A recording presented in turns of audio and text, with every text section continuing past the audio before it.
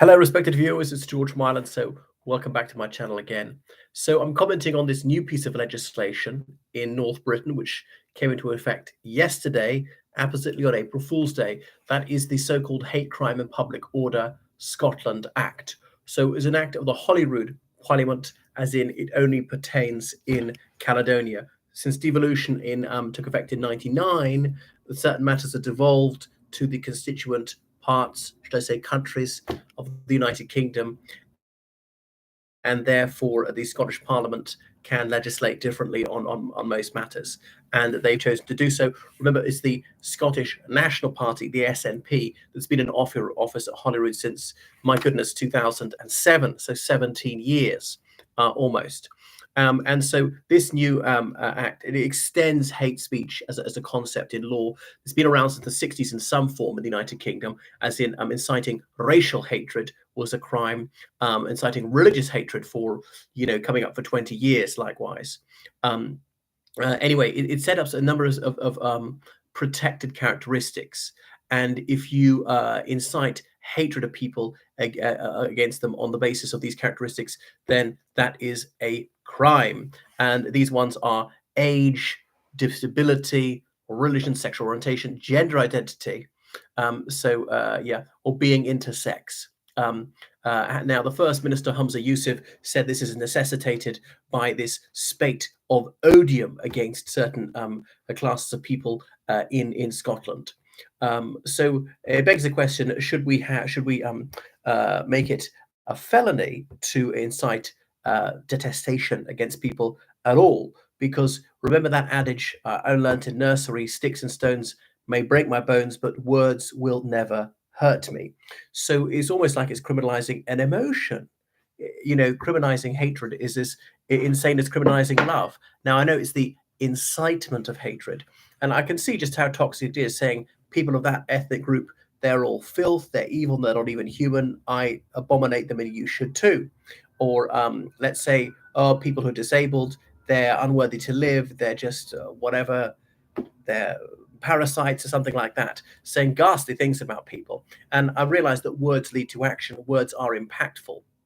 So I'm a bit of a free speech fundamentalist, and with some hesitation, I agree that incitement to racial hatred ought to be illegal. And then what is the bar? I mean, obviously, people have cracked jokes about various ethnicities for a long time. That's rather less in fashion these days. Is that inciting hatred? Is it dehumanizing, or is it just harmless mirth? Maybe it's a storm in a teacup, but I suspect it's actually the use of administration really taking its ball to the different part of the beach, because they're failing on so many valence issues, as in the National Health Service, education, crime, the economy, cost of living, public services, taxes going up. But the only area they're succeeding, and actually quite handsomely, and that is renewable energy, partly because they're part of the United Kingdom, has such an indented coastline and is so windy. They're doing very well on that. 8% of the UK's population, but well over 20% of its renewable energy. So it's really failed. Which is not to say that automatically proves this is a bad piece of legislation. And this is meant to be in the spirit of egalitarianism. But the trouble is, why should one group of people be protected and not everybody? Either everybody should get it, or nobody should get it. On your basis of your ideology or social class, those aren't protected. Well, what about free speech? And free speech will sometimes be found distasteful, abhorrent. I'm mortally offended every single day by things I hear from leftists and other people. But I don't suggest that this is a matter for the police. And I see just how horrid it is bullying people because their disability, presumably that's mental as well as physical. But I don't think it should be against the law. Should people really be arrested, prosecuted, fined, and possibly jailed, particularly if they refuse to pay those fines? The police have their work cut out, and with rising and crime in all areas, the police, that means every time they investigate this, that's time they're not going to be spent investigating murder, abduction, rape, robbery, burglary, all sorts of other terrible crimes, real crimes which do real harm to identifiable victims, crimes of violence. Now, there's this very silly game leftists have played for decades of pretending words don't mean what they actually mean. That a woman is not really woman and man is not really man, and that have to accept self-definition. And of course, this is specious. In any psychiatric hospital, you'll find people who say something like, "I'm John the Baptist." But surely the job of a psychiatrist to say this person, no, you're not, and to try and bring this person back to reality. There's this growing unacceptance that falsehood is the opposite of truth, and that truth is worth seeking and is worth upholding, and that we should have to accept people who are playing make believe. Now, if a man wants to say that he's a woman, I don't dispute his right to say that, but I do assert my right not to say that, and indeed to say the opposite. And I don't have to accept someone else's self definition when that's manifestly false. It's wrong. I mean, it's staggering, this sort of elective stupidity of clever people pretending to be imbeciles, of not knowing what male and female is, and claiming things are violence when they're not. Now, metaphorically speaking, a lot of this trans activism does violence the English language. Now, transsexuals are not bad people, and they may call themselves what they so wish. My belief in free speech extends to acknowledging their right to lie and try and live a fantasy they want to. If a man wants to wear a woman's clothes or vice versa, I certainly wouldn't try and stand in that person's way. Just you try and stop me wearing what I want to wear. But I don't feel that I should be obliged to go along with a myth. And a toxic myth at that. So anyway, J.K. Rowling, the celebrated children's author, she's weighed in on this, and she has previous on this one. And of course, she lived in Edinburgh for some years when she was a penniless single mother and a writer composing her first Harry Potter novel. And she has said that being a woman is not just simply asserting that you are one. And she says that so-called trans women are actually men, and it's very bad. A man who's been sent to prison for raping a woman can then get into a woman's prison, which is cushy by comparison, and then commit the same crime. And it's happened in Scotland. It's just not a hypothetical. It would happen an awful lot more. And it's the end of women's sport if all these second-rate male athletes are allowed to pretend to be women. And why do we have separate categories at all? I mean, could an adult pretend to be a child and get into the child's category in sport and win all the prizes? Is there no such thing as reality? Are things not provable or disprovable by objective criteria? Here, that opinion or emotion is somehow held to trump the biological facts is preposterous. So you're entitled to your opinion, but not to your own facts. My goodness.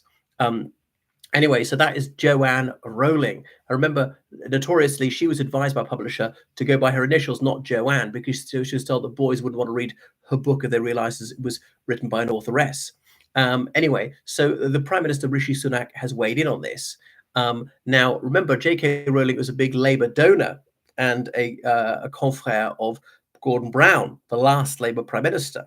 And so she's no friend of the Tories. But anyway, this may be the kiss of death for her, that her position has been endorsed by Rishi Sunak. And the Prime Minister says he concurs with what Ms. Rowling says. Incidentally, J.K. Rowling said, all right, arrest me then. And she lives in Eldriki right now.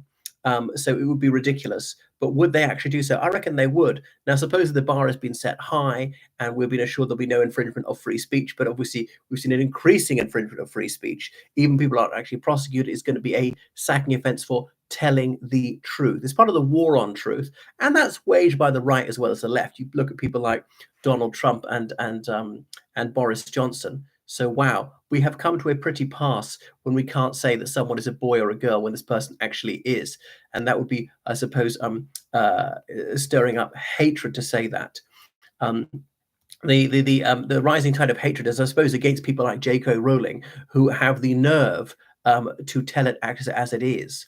And there might be a misogyny law there. And the trouble is, there are obviously a lot of feminazis out there who pretend that heterosexuality is a misogyny, that being attracted to a woman is hating her. No, it isn't. It's rather the opposite, actually. That praising a woman's physical appearance, being attracted to that, expressing one's desire to have congress with this female, as though that is equivalent to odium, which really is preposterous. But anyway, so we see these ever narrowing parameters of permissible expressions is a very worrying trend. This liberal totalitarianism and the imposition of an ultra-feminist ideology on the rest of society, whilst the feminists continue their crimes of violence against children every day on an ever-increasing scale. Right, it is quite staggering. So, since the Public Order Act 1986, a lot of hate speech laws were introduced. But anyway, Ali McCoist, the Scottish football international, well, former one, he has lent his support to J.K. Rowling. Anyway, and there was a hate crime bill about football fans and their chants, some of which were I thought were deeply distasteful, but I thought it was rather worrying that the police would weigh in on this. And we have the policing of chants, even childish and rather unpalatable chants. My goodness, why do we go after things which are real harm instead of things that some people dislike? Um, someone even say hatred to women to say, but for a man to pretend that he or she is a woman. A trans woman is pretending to be a woman is actually a man, and a trans man is actually a woman who's masquerading as a man, and so forth. And I know a so-called trans man, a very agreeable young person. This person's actually female and gives a very convincing impression of being male, having had tons of hormones. This person is not wicked, but this person is to some extent laboring under misapprehension and desire to be the opposite sex.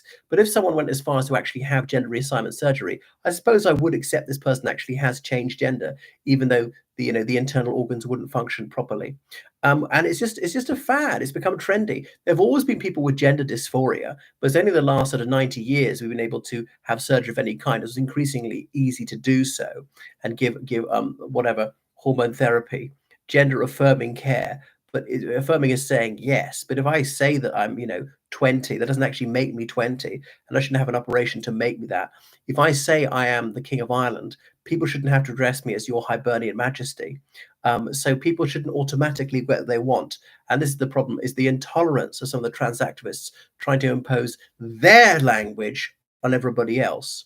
You say what you want. I say what I want. What do you say? Fine, we'll all say what we want. And don't pretend that we have to agree with each other. Anyway, thank you for watching my channel. Make sure you subscribe on Patreon, georgecallahan79@gmail.com, and please donate on PayPal. All right, toodaloo.